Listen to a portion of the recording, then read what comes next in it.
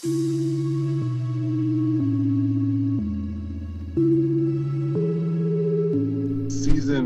1, Episode 6.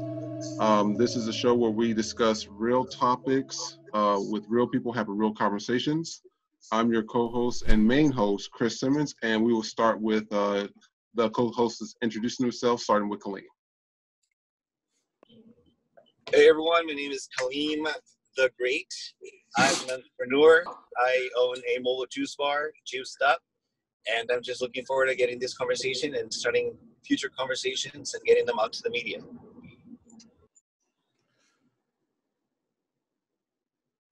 Go ahead, Kwame. Hey, how you doing? I'm Kwame Thompson, and I'm an attorney living and practicing in Atlanta, Georgia. What's going on, everybody? I'm your boy Diesel. I'm from Atlanta, Georgia. I do entertainment correspondent work. I'm a red carpet correspondent as well, and I have an online talk show called The MVP Show. All right, and so on today's topic, discussion, we're going to be discussing friendships, friends. Are they really your friends? Do you know if they're your friends? Different instances of, good friends, bad friends. It's good for people to know where they stand in a relationship instead of just saying, oh, that's my friend, when they're actually more like an associate or somebody that you just know about. And so I hear that term a lot when, I see a lot of my friends go out, oh, that's my friend, that's my friend. And then you find out when you're talking to this so-called friend, they're not really friends. So I want to see what you guys thought about, friendships in terms of, how do you really know if they're your friend or not? Well, for me, one, I think that it is going to be upon the individual. What one person considers a friend, another person may not consider, that to be a friend. Some people may consider the same qualities to be an associate. So I think that it's very subjective, and it's up to the individual. And for me, a friend is someone that you have love for, love like a family love, and someone that, you can confide in. And you have, for me, friends for different occasions. I have friends that I travel with. I have friends in the legal industry, and really all we do is talk about the law. And I have social friends and, friends that I, would go to clubs with, and party with. So I think it's up to the individual. I definitely agree. I definitely agree with you. Go. I'm sorry. I definitely agree with that. I really feel like there are different characters of friends. It really just depends on, like for myself, I have a bunch of associates. Very few friends, but I have a bunch of associates. And with that being said, I have friends that I go to clubs with, friends that I kick it on the phone with, friends that I travel with. So it really just depends. I'm very known, but I don't have a lot of friends. And like when I go out, I call everybody my friend. And the reason I do that is because hey, what's up, friend? Hey, because my whole thing is I don't know your name and I don't plan on trying to be friends with you, but it's my way of just interacting with you and being social. But I don't really have a lot of friends. You know what I mean? I really feel like people use that word very loosely because, because we're in the club together or whatever, we're not friends. You know what I mean? A friend is someone that you confide personal information to. They know your real life, etc. I have very few friends. So I definitely agree with him on that. And speaking of that, I seen your Instagram post, and I want you to speak about it because I guess it was a friend of yours or an associate, however you want to call it. They had, I guess, you post a lot about yourself and, in your house and et cetera. And I guess he had a problem with that. So I want you to speak about that. So basically what happened was now this is an actual friend, but basically I have a friend who, we have a bunch of different group chats and things like that. So I'm not very interactive with the group chats when they're talking stupidity or random dumb things. I'm not very interactive with that. They'll go to different house parties and things like that. I don't do all of that. I'm very to myself. I like to mind my own business. I like to stay to myself and just be sitting in the house by myself. And with that being said, he had the nerve to call me self-absorbed or something like that. And I was just like, I'm self-absorbed because I mind my business and worry about just myself. How was that being self-absorbed, So it became like a really big debate after that.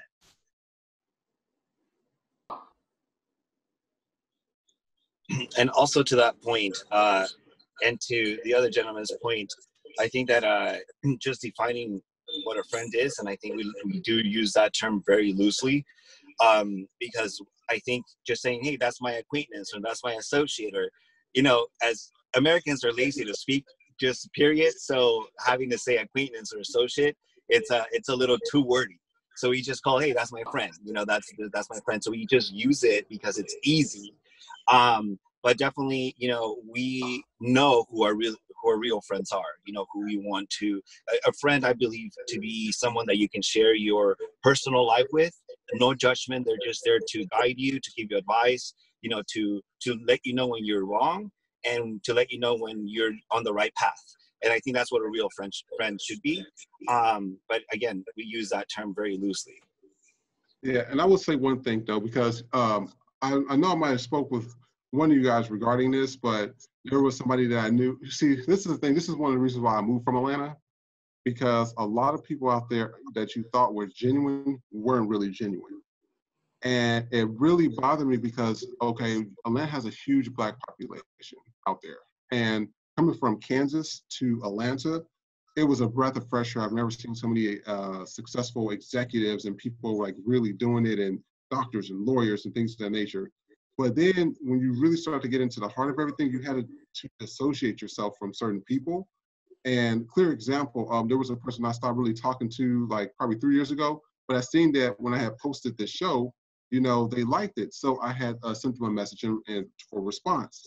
And what happened is the first thing out of this person's mouth was, did you message me the other day? And I was like, no, I don't even have your number. You know, all I seen was you liked my like the TV show.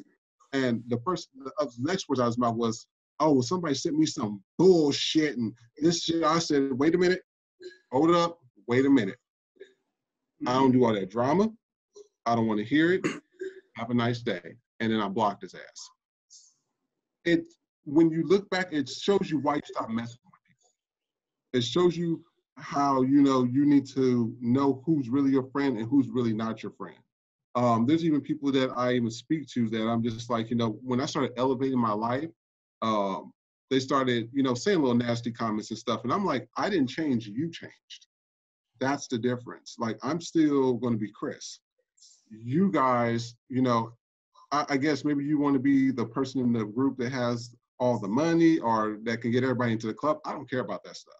I'm just trying to do me and elevate my life and worry about my business, my TV show, and etc. And I just don't think that you're happy for me. So do you have friends like that, you know, always saying some negative things about you, always putting you down, and then now you're starting to see their true colors? Mm-hmm.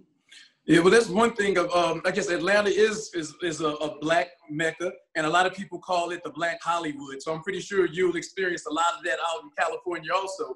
And I'm also from the Midwest. You're from Kansas. I'm from Missouri. Mm-hmm. I had initially gone to school here in Georgia, and I've always loved the South. And I love it here. I love my neighborhood. I love my home. I love my law office. And, you know, when we talk about friends, you know, you have to have some quality there. Sometimes it's longevity, but not always. But it's something there that's genuine. I have friends from elementary through high school. I have a law school group of friends, fraternity friends, and high school all the way up to college, and friends from my neighborhood. So I definitely have friends in different categories, and not probably as many as people think, because I'm also, you know, I've been active in the community for years, but the people I call friends, that is a very small core group. But other than that, I just try to be nice to everyone. And as far as people, there will be negativity everywhere, you know, whether you're in the Midwest, down South. So I think that you just have to have a positive mindset and just try to be the best person you can be. Because one thing that Eleanor Roosevelt said, she said that that really the smart people, they don't talk about other people, they talk about ideas. And so I really don't sit around and talk about people much with people, period. And I really got that from my parents. You know, my mother is a politician, my father was an entrepreneur. When we talk about the government and ideas and business. We don't usually sit around and talk about people. Yeah, and that quote that you just had, make sure you send me that quote. Okay.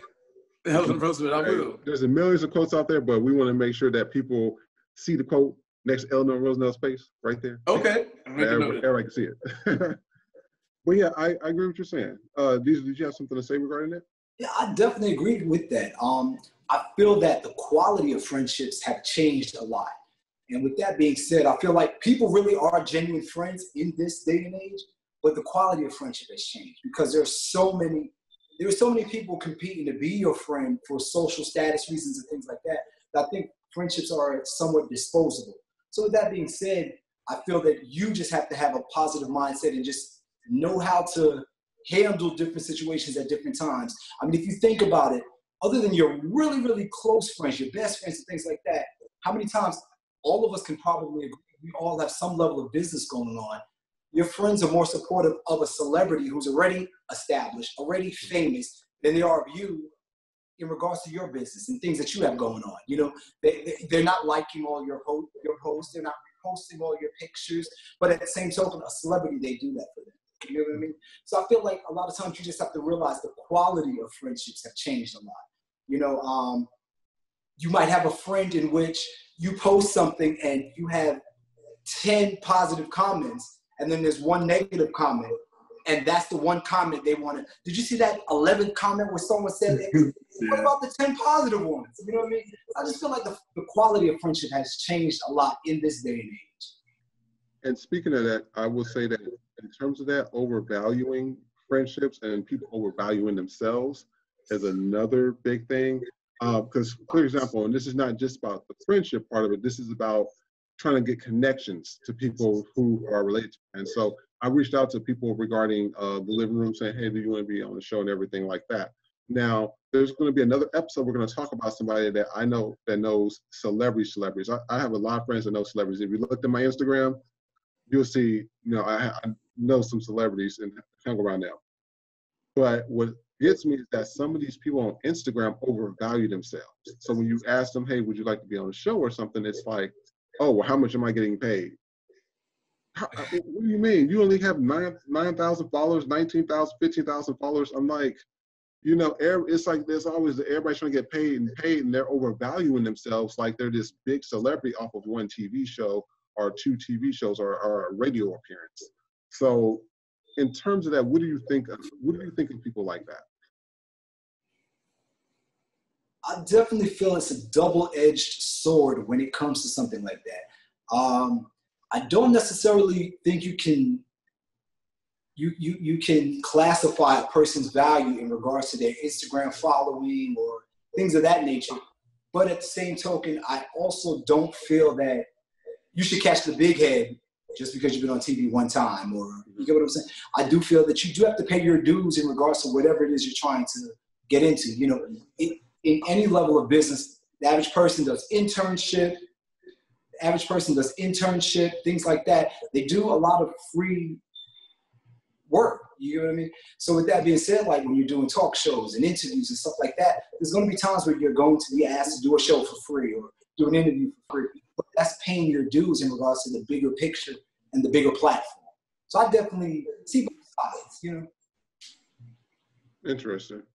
So what we're going to do, we're going to start off our next segment of the show, and we're going to talk about our company and product service of the day, which is Postmates. Postmates has blown up recently. I am going to be sharing their website, but they were already kind of big to begin with, but with Postmates, and can y'all see my screen? Yes. Yeah, so with Postmates, compared to Uber and DoorDash, I think Postmates is good. I think that they don't have a lot of selection out here for some reason. And I'm like, California is a very, very, very big area that you can get a lot of business from. But normally I've been using Uber because of they have this like cashback program or something where you gain points. But for the most part, I like Postmates. I think that,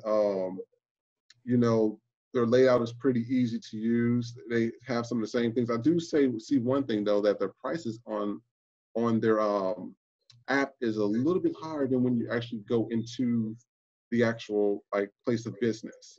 And speaking of some people that when I went into some of these places, I said, hey, I noticed that your prices for here is $16, but online through Postmates, it's around $24. They said, oh, well, a lot of times these companies will give an upcharge to using their service. I'm like, well, that defeats the purpose because they're already charging you a service fee. They're already charging you taxes. They're charging you a delivery fee. I mean, there's a lot of money that's come as those charges start to add up, and that's almost another meal that you could have went and got something else. So I want to see what your, if any of you use Postmates, what do you think about them? And let us know.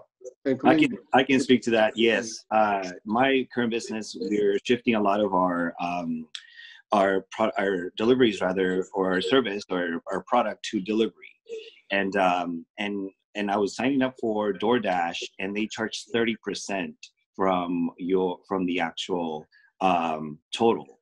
So yeah, companies have to increase the price of their product so that they can meet the profit.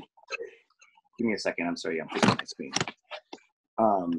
But yeah, Postmates, I'm pretty sure works the same way. They, companies are forced to increase the prices through that platform so that they can, make some money as well.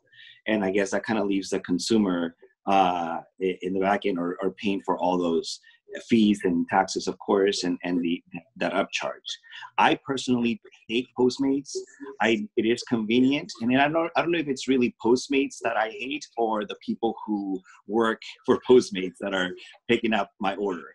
Usually, I use it for my business when I can't make it myself to go get a product that it's kind of like out of the way, or it's just easier to Postmate it.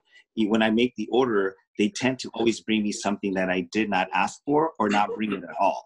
Even if they can communicate with me or they've communicated with me certain things, they still get it wrong. So I like the platform. I like the convenience of it, but I do not like the way that the people who are working for Postmates really take care of the customer. So that's my biggest complaint to them. I think we have to look at Postmates. We have to look at the entire U.S. the food meal delivery market. In April, because of the sheltering in place orders, the first time Americans who ordered for the first time went up this April from 23% last year to 29% this year. And Postmates they earned about 8% of the U.S. meal delivery market. First was DoorDash with 45%, then Grubhub with 23%, and Uber Eats at 22%. So it's interesting to look at Postmates because they are number 4, but 8% of the market is a large market share. And it's also interesting to note that last year they had an IPO, an initial public offering, where they raised $225 million in the fall. So they're planning to go public. So they are a smaller company compared to the other ones. They have a solid share, but it's not as large, which means that they don't have those exclusive rights with a lot of the mainstream restaurants. But on the flip side, the good thing is that they have a lot of local presence. They have a lot of restaurants in different localities, which is going to change in different regions. But for me, I believe that it's a good company, a strong company, and because of their size, I think that they have good drivers in this area anyway, and hard workers. And I really like the fact that they keep the food in those Postmate bags. Hey Kwame, can you please send me the links to that, please? The references. Okay. Yeah, we need all right, I got it. We have all that to post on the thing. So yeah, Postmates, it's a good company so far. They just delivery food is pretty simple. I think that's all they do currently right now. But that we're out of time for this episode of the Living Room. So I'm glad that we got to speak about friends. We got to speak about our company or product of the day. So we are going to close the show out with a photo or video of the day. And Kaleem, do you have something you'd like to share? Yeah, I like to share a photo. Like I need permission for sharing.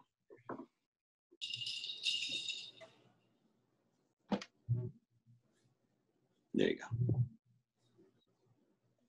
So I got this from an Instagram post, and I thought it was just the funniest shit I've seen. Can you guys see it? Yes. It's straight out of shape, but bitch, I'm trying. Nice. That is, I've seen this post. It's been blowing up all over the place. So I'm about to make me some juiced up shirts with this right here. I like Nice. that. I like that. Yeah, that's pretty good. I like that. Hey, Kaleem, stop sharing it. All right. I like that photo though. All right, so we're out of time for this episode. I will see you guys during the next episode. So you guys have a good day, okay? Thank you. Hi, thanks for watching The Living Room. If you like what you see, please like, share, and subscribe to our YouTube, Twitter, Instagram, or Facebook pages. In addition to that, if you feel like you would like to be a co-host on our show, please make sure to submit your audition tape to thelivingroomtvshow.com, or you can also submit it on one of our social media pages. In addition to that, make sure to submit your audition tape and the reason why you would like to be on our show. We'll see you next episode. Have a good day.